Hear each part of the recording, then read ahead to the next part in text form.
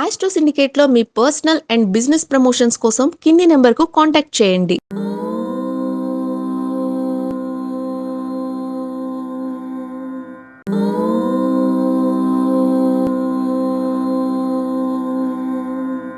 ఓం శ్రీ గురుభ్యో నమః.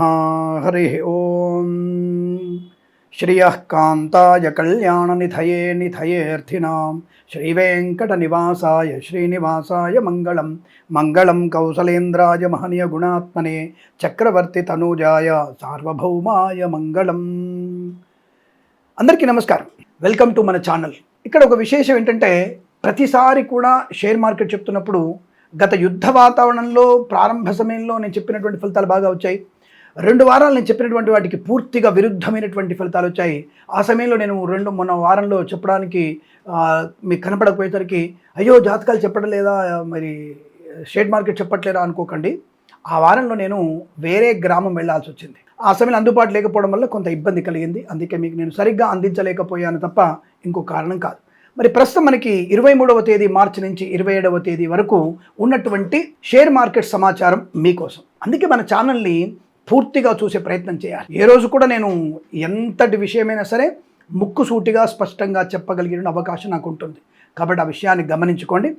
సరే, మరి గత వారంలో మనకి శుక్రవారం ముగింపు సమయంలో సెన్సెక్స్ 74,532 పాయింట్ల దగ్గర సెన్సెక్స్ ముగిసింది. మరి ఈ వారంలో ఎటువంటి లాభాలు పొందుకునే అవకాశం ఉందంటే, తప్పకుండా క్రూడ్ ఆయిల్ ధర కంటే కూడా బంగారం యొక్క విలువ తగ్గడం, అలాగే మనకి కొంత యుద్ధము గురించినటువంటి కొన్ని అనుకూలమైన వార్తలు రావడం, ఈ పశ్చిమాసియా దేశాలపైన యుద్ధం చేయకూడనటువంటి కొంత ఇన్ఫర్మేషన్, అలాగే మనకు వచ్చినటువంటి గ్యాసు, ఈ క్రూడ్ ఆయిల్, ఇవన్నీ కూడా మన దేశానికి ధైర్యంగా 3-4 నావల్లో మనకు వచ్చేసి ఉన్నాయి. అటువంటి స్థితి వల్ల మనకి గ్యాస్ ధరలు కానీ ఇతరత్ర పెట్రోల్ డీజిల్ ధరలు పెరగలేదు. కాబట్టి స్థిరమైనటువంటి ప్రభుత్వం యొక్క, కేంద్ర ప్రభుత్వం యొక్క ఉన్నత ఆశయాలతో ముడిపడినటువంటి మన యొక్క రక్షణ వ్యవస్థ, ఆర్థిక వ్యవస్థ బ్రహ్మాండంగా స్థిరంగా ఉంది. కనుక ఈ వారం మనకి అనుకూలవంతమైన ఫలితాలే కనబడతాయి. అంతర్జాతీయమైనటువంటి ఒత్తిడి మనకు ఉంటుంది. అక్కడెక్కడో గ్యాస్ లేకపోతే మన ఇంట్లో కట్టెలు పోయి పెట్టుకుంటున్నాం. దానికి మనకు కొంత ప్రభావం ఉంటుంది.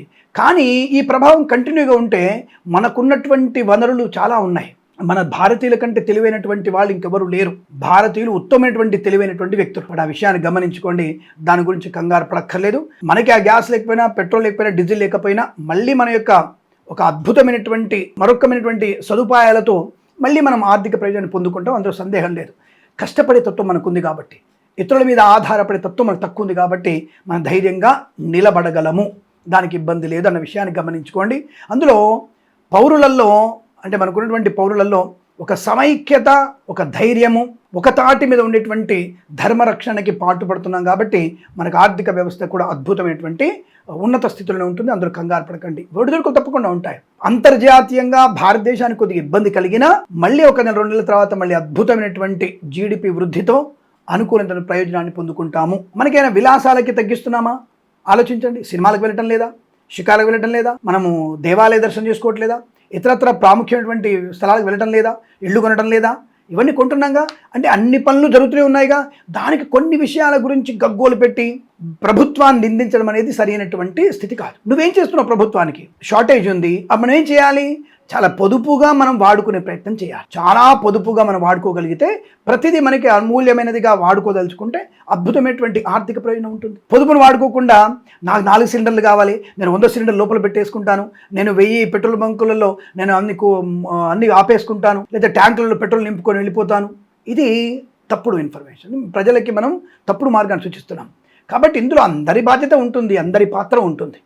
కాబట్టి ఆ విషయాన్ని గమనించుకొని ప్రస్తుతానికి షేర్ మార్కెట్ సమాచారంలో మీరు కంగారు పడాల్సిన అవసరం లేదు. మరి ఈసారి సెన్సెక్స్ గత వారంలో 74,532 దగ్గర ముగిసిన ఈ వారంలో 75,963 వరకు సెన్సెక్స్ చేరుకునే అవకాశం ఉంటుంది. మళ్ళీ మనకి ముదుపర్ల సంపద పెరిగేటువంటి అవకాశాలు ఉన్నాయి. ఇక నిఫ్టీ 23,114 దగ్గర అది గత వారంలో ముగింపు జరిగింది.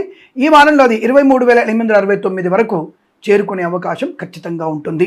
బ్యాంకింగ్ షేర్లు అన్ని దాదాపుగా ఒక కోటక్ బ్యాంకు, హెచ్ఎస్బిసి కొద్దిగా తారతమ్యం, బజాజ్ ఫైనాన్స్ తప్ప మిగిలినవన్నీ SBI, ICICI, Yes Bank, HDFC లాంటి, కెనరా బ్యాంక్ లాంటివి తప్పకుండా మంచి ప్రయోజనాన్ని అందిస్తాయి.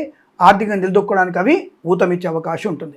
అలాగే మనకి ఇక ఆటోమొబైల్ షేర్లకు వచ్చేస్తే తప్పకుండా Ashok Leyland, Maruti Suzuki, Hyundai and Tata Motors కూడా మంచి లాభాలు పొందుకుంటాయి. మహేంద్ర ఆటోమొబైల్స్ మాత్రం కొద్దిగా సమాంతరంగా ఉన్నాయి, అవి ఎదుగుదల లేదన్న విషయాన్ని గమనించుకోండి. ఇక ఐటీ సెక్టార్లో వెళ్ళినప్పుడు ఇన్ఫోసిస్ లాభాలు పొందుకునే అవకాశం, ఐబిఎం కాస్త తగ్గులో ఉంది, మైంట్రీ కొద్దిగా నష్టం పొందే అవకాశం, అలాగే మహేంద్ర కూడా కొద్దిగా నష్టాలు చూసే అవకాశం ఉంటుంది. ఆ విషయాన్ని గమనించుకోండి. మైక్రోసాఫ్ట్ లాభాలు పొందుకునే అవకాశాలు, హెచ్సిఎల్ టెక్నాలజీస్ మంచి లాభాలు పొందుకునే అవకాశం కనపడుతోంది.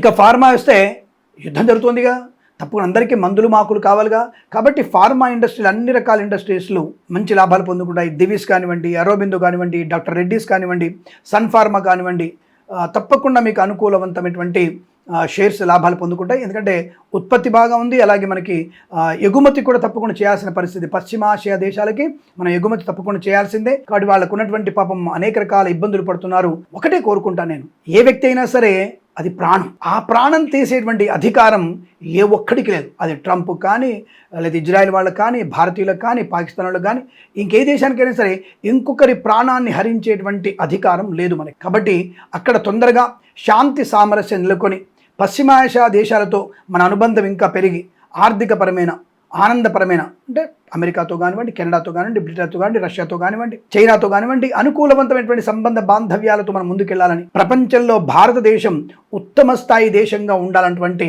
భావనతో మనందరం భగవంతుని ప్రార్థన చేద్దాం. వచ్చేటువంటి శ్రీరామనవమి రోజు మరి సెలవు ఉండవచ్చును.